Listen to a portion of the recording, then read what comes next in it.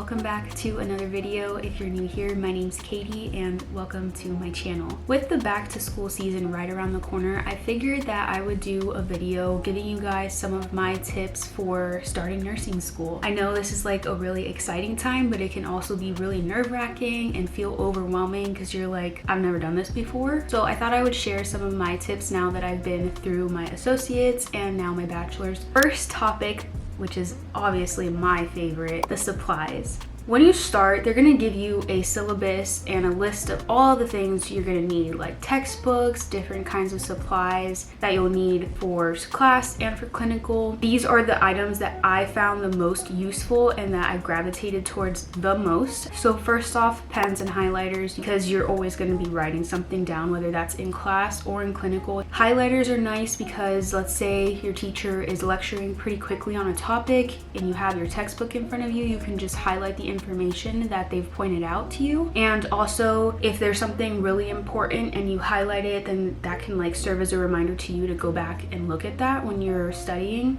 I only used one notebook throughout school because as someone who used to write all of my notes, once I got to nursing school, I realized there was just not enough time for that. And that goes into my most used and favorite school supply item, which is a good laptop. I personally use a MacBook Air and I love my laptop. I used to take it with me to class.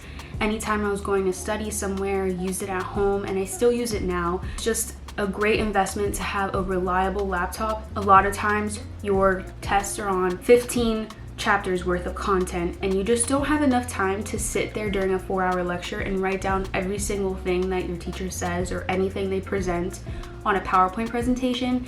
And if you're lucky, your teacher may share that presentation with you, but some teachers don't. So I found that typing my notes was easiest for me because I could type faster than I could write. I know that's not the case for everybody, but if it's the case for you, then that's a great tip. I know a lot of people also use an iPad. So if you have one of those, that's also a great way to take notes during class and keep your things organized. Other supplies I really liked was flashcards. I use that to study. Blue light glasses, because you spend a lot of time looking at computer nowadays. All your assignments are on a computer. Teachers present things on a computer, on a projection screen. So as someone who is migraine prone, I love blue light glasses and highly suggest them. Also, good shoes. You spend 8 to 12 hours on your feet, you will thank yourself for having a good pair of shoes. Some schools are picky. My school made us wear all white shoes with no like branding on it, but I know some schools are not as strict about that, so just stick to whatever your school requires of you and try and find the comfiest pair of shoes that you can within those requirements. Now to the part where everyone gets super excited is a stethoscope. I personally did not invest in a nice one until I graduated. My parents bought me a nice stethoscope that I had wanted, but I did purchase one that was pretty reasonably priced. I think I got it off of Amazon for like 30 bucks and it served me well all throughout nursing school and it worked really great. It did its job. Also, a pen light. You'll use this all the time during your clinicals, and I personally loved a foldable clipboard because when you're at clinical, there's limited space. You're usually not allowed to bring a lot of things with you. So if you're required to turn in any assignments at your clinical site, or your instructor gives you any papers, your nurse gives you any papers, you can just slide them right in there, fold it up, and stick it in your pocket. If you guys want links for any of the supplies that I've mentioned here, definitely let me know and I will include that down below. On to our next area is study habits. This is something that is very important and will take on a majority of your time during nursing school. My number one tip for studying is finding a study buddy. Find someone in your class that you mesh with, get along with, and who has similar study habits that you do. During nursing school, my friend Angela and I used to study together all the time. We would take the information that was required. So let's say it was 10 chapters worth of stuff that was going to be on a test. We would each take 5 chapters.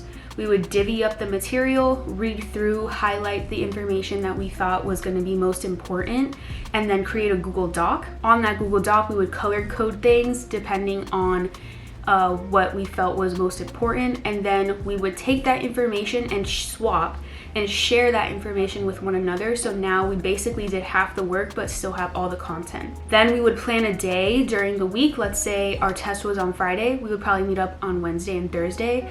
So on those days we would meet up and we would test each other on the information. So the bulk of our studying was done independently, but we would meet up to kind of test each other and make sure that we kept each other accountable for what we felt was most important and more likely to be on our test. Because another thing is, most teachers don't give you a study guide. Another great way to test each other was making flashcards. We did this a lot. We would use like the color-coded index cards and group things by categories. So topics were divvied up by chapters. It just depended on what we were covering. Sometimes you remember information based off of the color you wrote it in or the color of the card.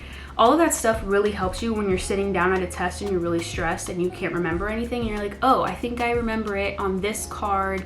I wrote it in this color. It was at the bottom of my card. And sometimes it jogs your memory and it'll help you remember the answer. Another tip is some teachers will actually allow you to record their lecture, which is also a great tool because you can go back and listen to that and take notes based off of their lecture, or just refresh your memory. Another really good tip I have is to schedule your study time. This cannot be something that you leave until the last minute because it's too much information that you're required to know in such a short period of time. So you want to make sure you're scheduling a certain amount of study time throughout your week and that you feel confident with the content that you're supposed to know. On to the next topic would be changing your environment. This also kind of ties into the study habits because sometimes when you're constantly in that same place doing the same thing, you get a little stir crazy and you just get turned off by it and don't want to do it anymore. At least that kind of happened to me. Like, I find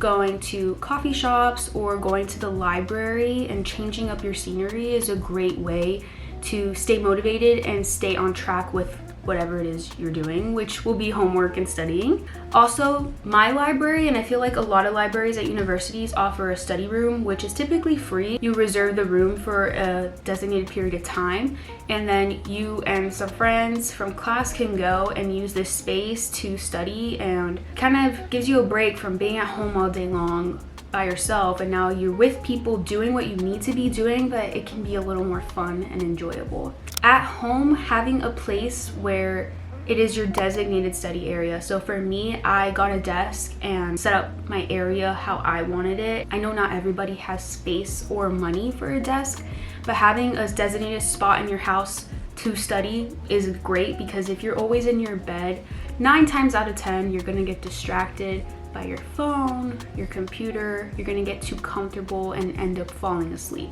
So having just a place that you can go to that you know, when I'm here, I need to be focused and committed to what I'm doing is a great idea. Next thing is staying organized. I feel like this is a given. When you are confronted with so much all at once, it can feel like a shock to your system and you can feel super overwhelmed by everything, which is completely normal. This whiteboard was great because I could plan out my entire schedule for the whole month. If you're not doing a whole month, I recommend at least doing a week because it gives you an idea of what your schedule is going to look like for that week, and you can plan ahead, write out when your assignments are due, what days you have to report to class, what days you're at clinical, and if you have a job, if you have plans outside of school, you can keep track of all those things too, because when you're responsible for so many moving parts, it becomes really easy to forget something. Planning out a schedule and being able to look ahead also helps you make sure you're making enough time to get all of these things done on time. Another great way to stay organized, like I mentioned before, is that foldable clipboard, especially at clinical. It's a great way to store all your paperwork and keep little notes, any handouts you get. It's a great place to put it and everything stays together, you don't lose it. If you're not somebody who enjoys writing out your calendar or like a dry erase board or something like this, then you could definitely download like a calendar app on your phone or make a to-do list for the week and check things off as you go. Whatever you think works for you is definitely going to be helpful because it's a lot to keep track of. So I found the whiteboard was best. I'm a very visual person, and having this in my face all the time and being able to see, okay, I'm doing this on this day, next week I have this, so I should start working on it soon.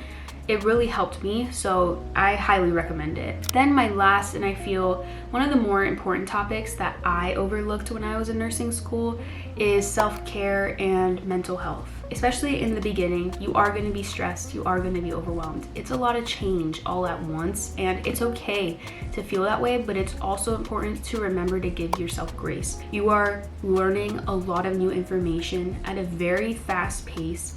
You are being thrown into an environment that most people have never been a part of before. Entering a hospital as a visitor or even as a patient is very different than entering as a student or a medical professional, because people look at you and expect you to know everything. And let's be honest, you don't. You might not know anything yet, and that's okay. You are learning. It's an intense program. It's a lot of change. It's fast. But you can do it. You just have to take a deep breath and remind yourself that you're new at this, and it's okay to not be good at something right off the bat, but you will get there. Also, making time to do things for yourself, at least one thing every day. That might sound cliche, but honestly, it's really easy to get so caught up in the chaos of school that you forget about taking care of yourself.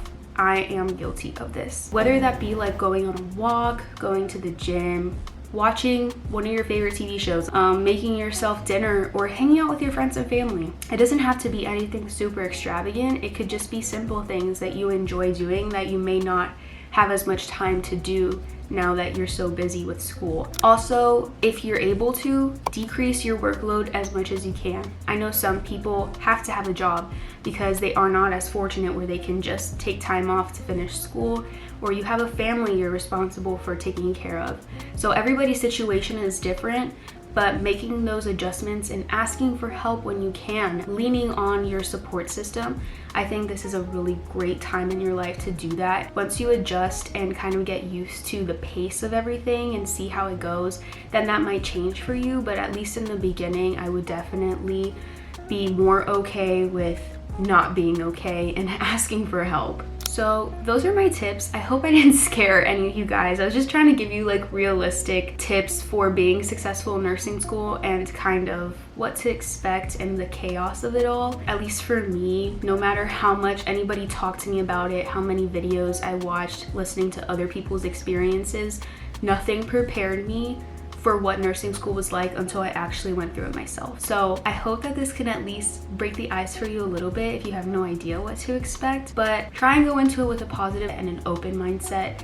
You know, things are not going to go perfectly. If you were a straight A student before, you probably are not going to be a straight A student now, or maybe you will. But it's just good to keep an open mind and not put so much pressure on yourself to be perfect, because no one's perfect. You're human, you're going to make mistakes, and that's a good thing because that's how you learn. That's going to be the end of today's video. Good luck to all of our new nurses. I'm so excited for you guys.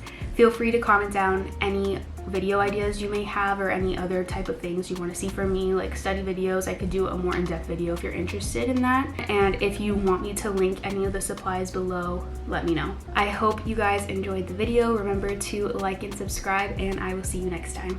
Bye.